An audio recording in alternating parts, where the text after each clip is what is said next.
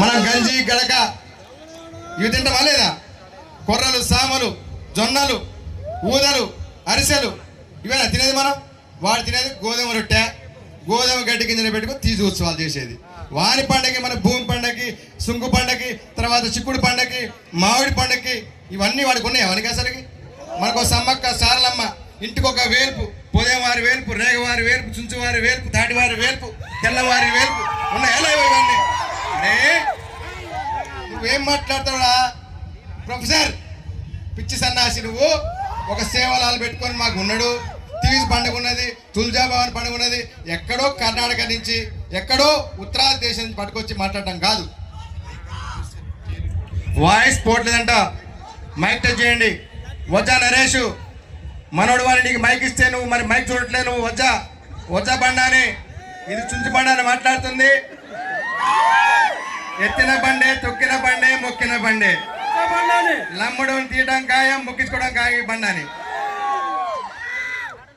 1921లో మరి వీళ్ళని carriers by pack animals అంటే వస్తు రవాణా, ఇప్పుడు ఎట్లయితే కార్గోలు పెద్ద పెద్ద కంటైనర్లు పెట్టుకుని వస్తు రవాణా చేసేటోళ్ళు, ఆ రోజుల్లో ఈ యొక్క ఎద్దులతోటి ఎడ్ల బండ ద్వారా మందుగుండు సామాగ్రి, ఆయుధాలు ఇవన్నీ సరఫరా చేస్తూ మన దేశాన్ని దోచుకున్నటువంటి బ్రిటిష్ వారితో పాటు మొఘల్ చక్రవర్తికి, నిజాములకు కూడా వాళ్ళు తినే బిర్యానీలకి యొక్క ఇలాచి, లవంగా, మిరియాలు ఇంకా ఏమన్నా ఉంటే కాస్ట్లీ ఇవన్నీ దినుసులు సరఫరా చేస్తూ మన గూడాల్లోకి ఉప్పు వేసి మన భూములు కొల్లగొట్టి గుడుంబా పోసి మన అస్తిత్వాన్ని నాశించినటువంటి జాతి ఇది లంబాడా జాతి.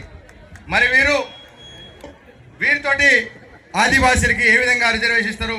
మరి 1921లో మరి నువ్వు ఎక్కడ చూసుకున్నా సరే నువ్వు క్రిమినల్ ట్రైబ్ అంటున్నావు, కానీ ఆ యొక్క 1921 గెజిట్లో ఈ యొక్క Hyderabad state Mohammed Rahmatullah superintendent of census of Hyderabad state ఆయన ఇచ్చినటువంటి అథెంటికేటెడ్ డేటాలో మరి ముస్లిమ్స్ కూడా వారికి కూడా వస్త్రధారణ ఉంది, వేషధారణ ఉంది, వారికి భాష వేరే ఉంది కాబట్టి వారిని ముస్లిమిక్ ట్రైబల్స్, ముసల్మాన్ ట్రైబ్స్, వారి షేకులు, సయ్యదులు, పఠాన్లు, మొఘళ్ళు వీరందరినీ కలిపి కూడా అప్పుడు బ్రిటిష్ ప్రభుత్వం ముసల్మాన్ ట్రైబ్స్ అన్నది. తర్వాత ఈ యొక్క బ్రాహ్మణులు కూడా ఈ పిలక, జంజం వీళ్ళందరూ వేసుకునే వాళ్ళు కూడా బ్రాహ్మణ్ ట్రైబల్స్ అన్నారు వాళ్ళని. తర్వాత వీరితో పాటు మరి మనని ఈ యొక్క కొండ ప్రాంతాల్లో నివసించినటువంటి ఈ యొక్క మన ఆదివాసీలందరూ కూడా హిల్ ట్రైబ్స్ అన్నారు మనని. మరి వీళ్ళని ఏమన్నారంటే ఈ దారి దోపిడీ చేస్తూ ఈ వస్తువులు దొంగిలించుకుంటూ ఈ యొక్క సరఫరాలోనే వాళ్ళే సరఫరా చేసేటోళ్ళు, వాళ్ళే దొంగతనం చేసేటోళ్ళు, వాళ్ళని అందరినీ కూడా క్రిమినల్ ట్రైబ్స్ అన్నారు. ఇప్పుడు ఎట్లా ఈ ట్రైబ్ ఎట్లా అవుతారు చెప్పండి? అవుతారా? ముసల్మాన్ ట్రైబు, బ్రాహ్మణ్ ట్రైబు, ఆదివాసీ ట్రైబు, ఈ యొక్క క్రిమినల్ ట్రైబ్ ఒకటైతరా? నువ్వు నీ అందవునువా? కాదు. 1921లో ఏదైతే డిబేట్లో మనకు మైపతి అరుణ్ కుమార్ మాట్లాడిన సంజీవ్ నాయకుడు, నీకు ధైర్యం ఉంటే నువ్వురా, ఆధారాలు మా దగ్గర ఉన్నాయి చూసుకోండి. నాకు ఫోర్జరీ డాక్యుమెంట్ మా దగ్గర ఫోర్జరీ కావు, సుప్రీంకోర్టుకి ఇచ్చిన ఆల్రెడీ. నీ దగ్గర లేక రోడ్ల మీద ఊరగుతున్నావు. నీ దగ్గర నిజంగా ఉంటే సుప్రీంకోర్టుకి పెట్టేటివి.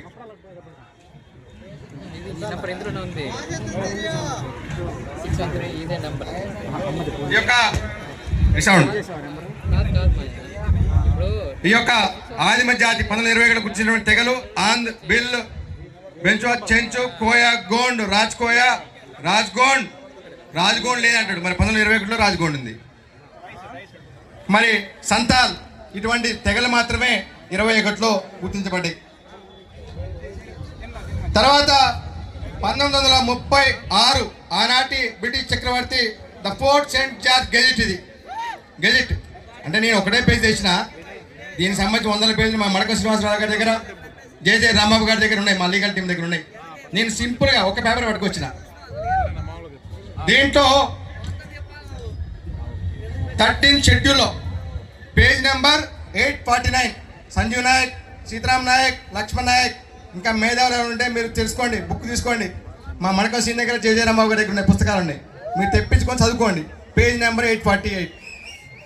దీంట్లో 45 తెగలలో ఎక్కడ కూడా లంబాడి, బంజారా, సుగాలి, వంజారా, లమానా, లంబారా ఇంకేమేమి పేరు గోరు బంజారా ఉన్నాయి కదా, ఒక్క పేరు కూడా దీంట్లో లేదు. Saint George king, British king ఇచ్చిన రాజపత్రం ఇది. 1941 census the Nizam's dominions Hyderabad స్టేట్లో Mazhar Hussain census commissioner and director of statistics 1941. Chunchu Ramakrishna రాసిన పుస్తకం కాదు, లేదా సీతారాం నాయక్ రాసిన పుస్తకం కాదు, ఇది నిజాం గవర్నమెంట్లో డాక్యుమెంట్.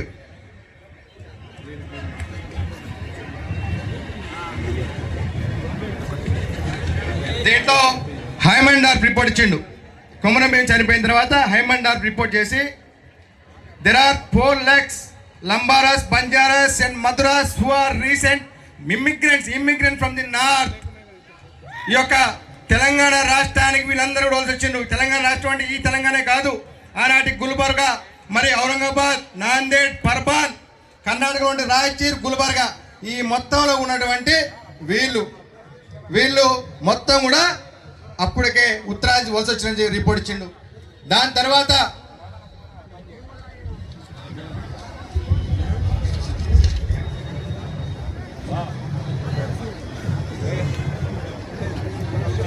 ఈ వాండింగ్ టైప్స్ అంటే వలస సంచారం, వ్యాపారం చేసుకుంటూ ఆవులు గొర్రెలు మేపుకుంటూ ఈ యొక్క మందుగుండు సామాగ్రి, తుపాకులు, తర్వాత మిరియాలు, లవంగాలు, ఇలాచి ఇవి చేసుకోవడమే కాకుండా అక్కడక్కడ దారి దోపిడీ పాల్గొంటూ తిరిగేటువంటి వీరు their homeland is not the Deccan and of all the elements that contribute today to the kaleidoscope population pattern of Hyderabad, none.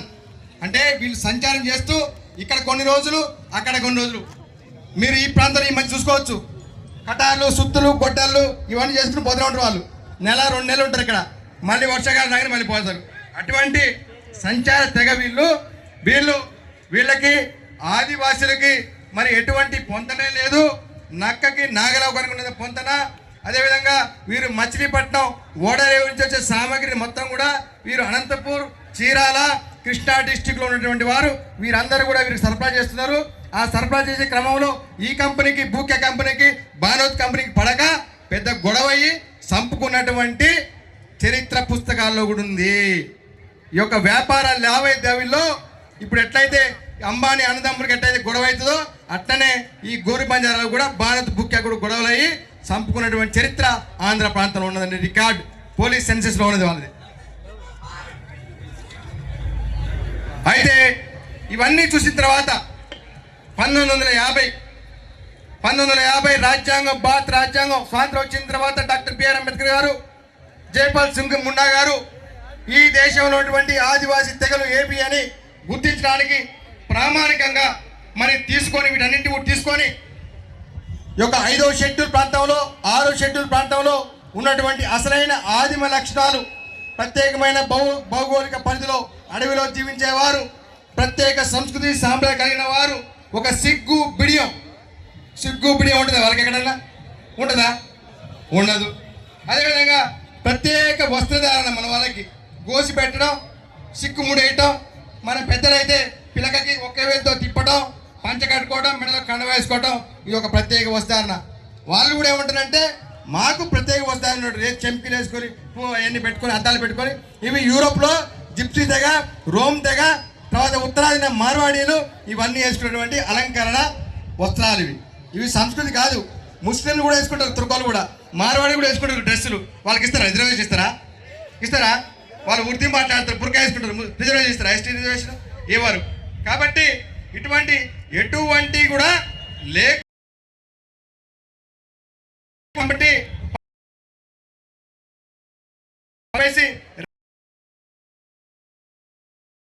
అదేవిధంగా ఈ యొక్క జీవన బీసీఏలో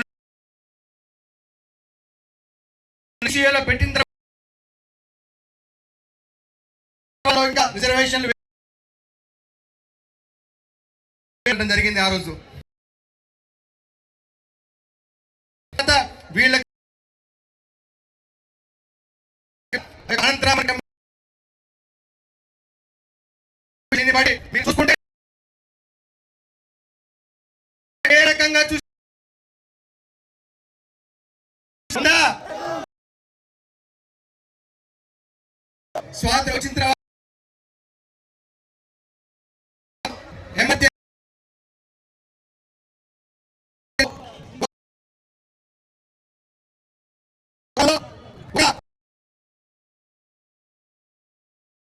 ఒక జీవోని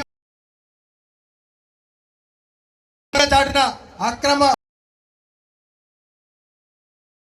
వల్ల మనమందరం ఈరోజు ఈ ప్రాంతం సమావేశం కావడానికి కారకులైంది. అటువంటి జీవో సుప్రీంకోర్టులో వేసిన కేసుకే నోటీసులకే మనం సాధ్యమైన తొందరగా మీరు నివేదికిస్తే ఈ సమస్య పరిష్కారం అవుతుంది. ఉద్యమం ఆగింది తప్ప వచ్చే నెల డబల్ ఆటం బాంబు పేలబోతుంది. వచ్చిన ఆ తర్వాత కాకతీయులని ఓడించినటువంటి సమ్మక్క సారలమ్మ సాక్షి 5 లక్షల మందితోటి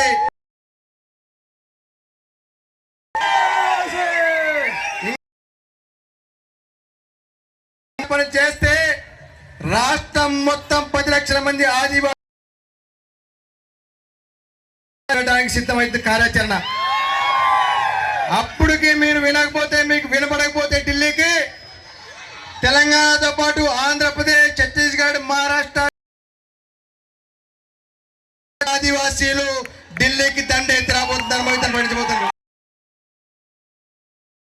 అందరూ సిద్ధంగా ఉండండి.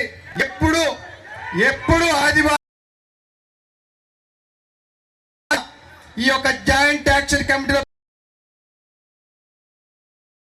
పిలుపునిచ్చినప్పుడు మీరు కదలాలి తప్ప ఎవరు పడితే వారు పిలిపిస్తే